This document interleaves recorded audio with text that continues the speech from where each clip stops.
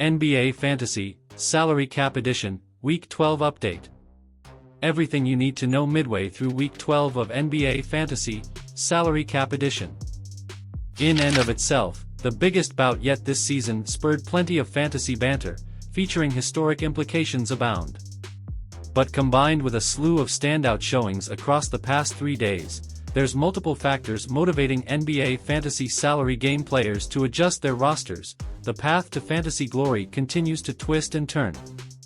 Here are all the need-to-knows midway through Week 12. Story so far.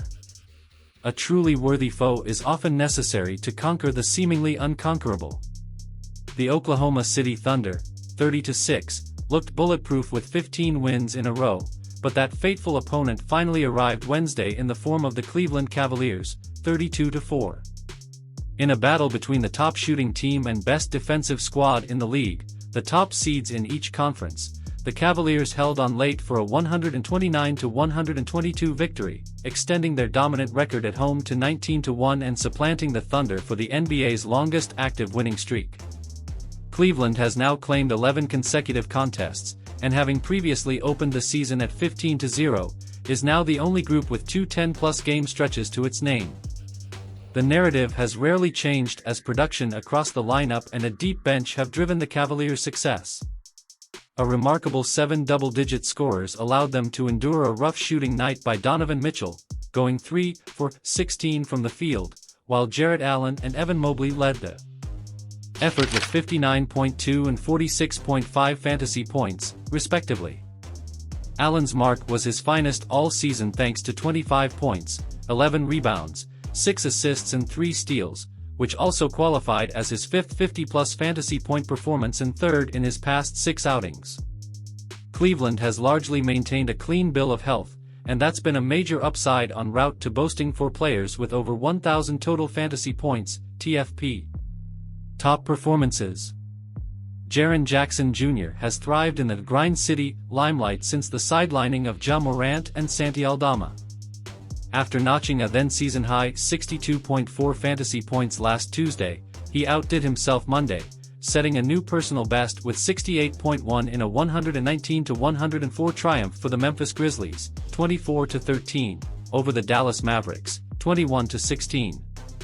The 7th-year forward/center is on his hottest stretch. He's tallied 40 or more fantasy points in 6 of the previous 7 contests. Not far behind on the eye-popping shortlist is a smooth 65.5 fantasy points from LaMelo Ball from Tuesday, highlighting a rare Charlotte Hornets, 8-27, victory over the Phoenix Suns, 16-19, by a 115-104 score. The 5th-year guard pitched in 32 points, 10 rebounds, 7 assists and 4 steals en route to the win, and remains the only Hornet to have crossed the 1,000 TFP threshold. His 48.1 fantasy points per game, FPPG, ranked 10th among all NBA players. Bringing up the rear is Domantas Sabonis with 65.1 fantasy points via his first triple-double since November 29.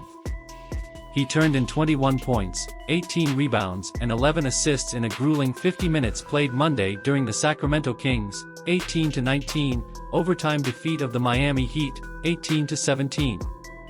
Sabonis has been an absolute double-double machine. He leads the league with 32 and has secured 1 in 14 consecutive appearances. Transaction tips.